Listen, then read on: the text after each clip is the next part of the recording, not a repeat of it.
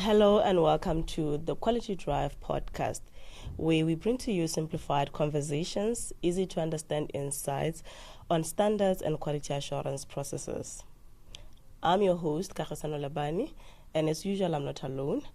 And on today's episode, I'm once again joined by Ms. Maduo Moswatwani, our expert from the Standard Department, and we will be discussing the standard BOS ISO 41001 2018, Amendment 1, 2024, Facility Management System Requirements with Guidance for Use, Amendment 1, Climate Changes.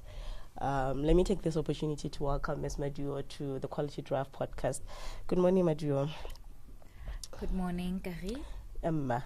As we are continuing with our conversations on facility management, let's look at the standard that we have today, the BOS ISO 41001.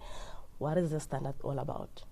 Okay, BOS ISO 41001 2018 Amendment 1 2024 is the amendment of your facility management systems requirements with guidance for use, now incorporating climate action changes.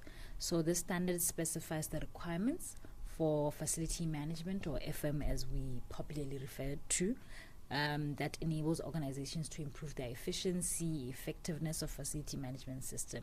So the amendment introduces new requirements and guidance related to climate action, as the title says, ensuring that FM practices consider climate risks, adaptation, and mitigation.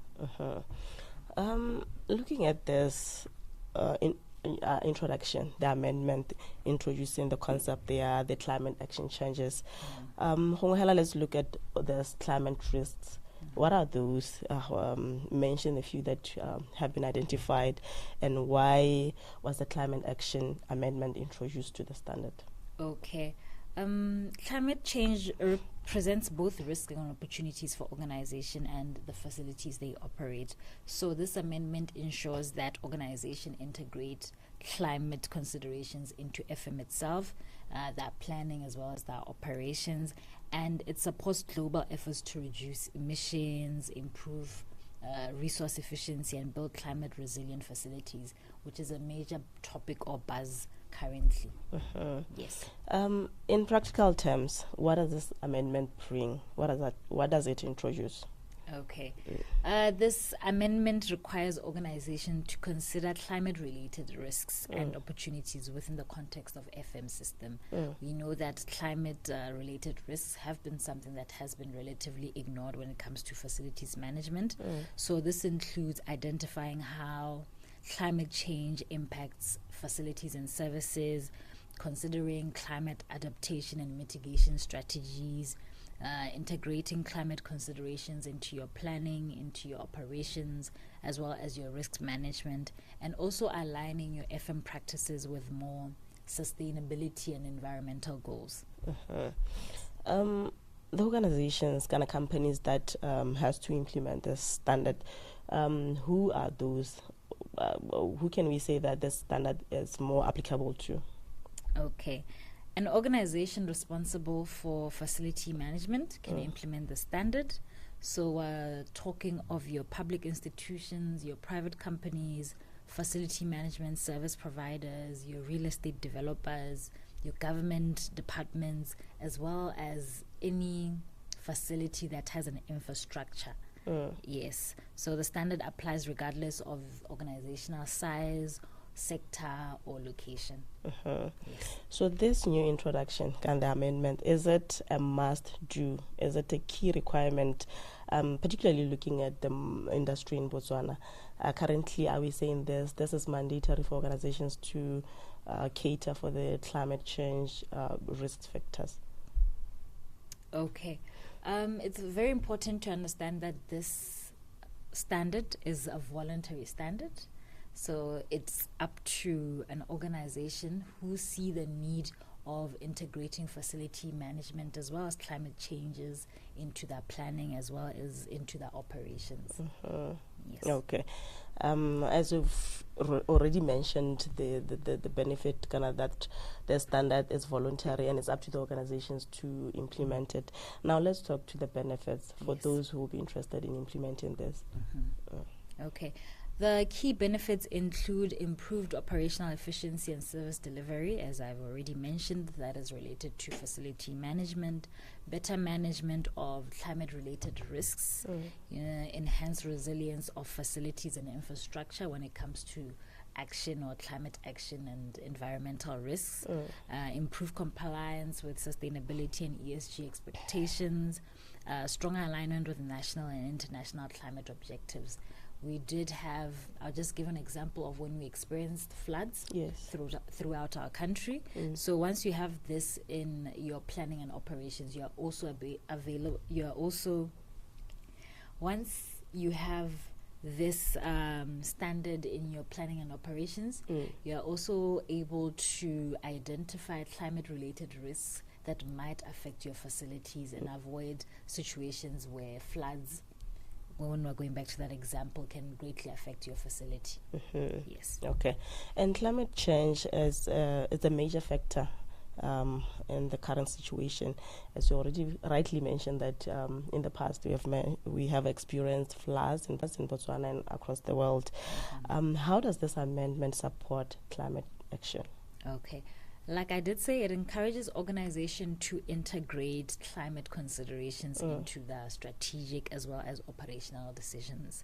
This includes your environmental impacts, those floods that we've been talking about, improving energy efficiency, that might be a priority for an organization, managing climate-related risks, as well as just supporting long-term sustainability of their facilities. Yes. I like this point. So which means that if an organization have this in place, they'll be able to mitigate the risk of experiencing this climate change activities in the future. Yes, definitely. Now, looking at the context of Botswana, how does the standard support Botswana's development priorities? Okay. The standard itself, by encouraging climate-conscious facility management, it supports national goals related to sustainability, to your resource efficiency, and to your climate resilience. So in all, it contributes to improving public and private infrastructure performance while aligning it with national development strategies and global sustainability commitments. Okay. And now let's talk to organizations, those that will be interested in implementing this standard. Let's take them step by step. How can they get started? Okay.